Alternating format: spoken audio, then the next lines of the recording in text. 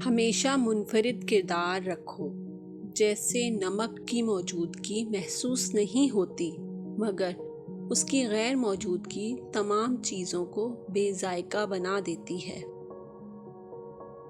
جس انسان کی جان نکل جائے تو وہ زندہ نہیں رہتا، اور جس انسان سے احساس نکل جائے تو وہ پھر انسان ہی نہیں رہتا۔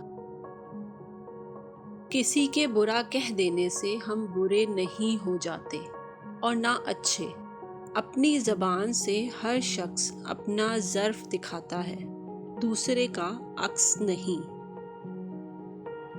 دنیا دار کی صحبت اختیار نہ کرو، اگر تم تنگ دست ہو جاؤ گے تو یہ تمہیں چھوڑ دے گی، اور اگر مالدار ہو جاؤ گے تو حسد کرے گی۔ اپنے جسم کو ضرورت سے زیادہ مت سنوارو، اسے تو مٹی میں مل جانا ہے۔ سنوارنا ہے تو اپنی روح کو سنوارو، کیونکہ اسے رب کے پاس جانا ہے۔ رشتوں کو مضبوط رکھنے کے 2 راز ہیں۔ جب آپ غلط ہوں تو اپنی غلطی تسلیم کریں، اور جب آپ صحیح ہوں تو صرف خاموشی اختیار کریں۔ توبہ روح کا غسل ہے، جتنی بار کی جائے روح میں نکھار پیدا ہوتا ہے۔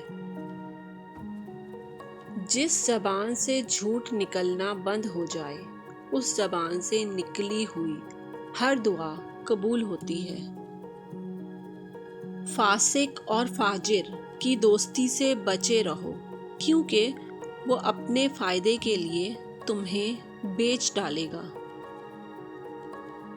ایک زمانہ ایسا بھی آئے گا کہ لوگ اپنے رب کو بھول جائیں گے، لباس بہت قیمتی پہن کر بازار میں اکڑ اکڑ کر چلیں گے، اور اس بات سے بے خبر ہوں گے کہ اسی بازار میں ان کا کفن بھی موجود ہے۔ تمام رشتوں میں سب سے کمزور رشتہ تمہارے جسم اور تمہاری روح کا ہے، نہ جانے کس وقت اور کہاں ٹوٹ جائے۔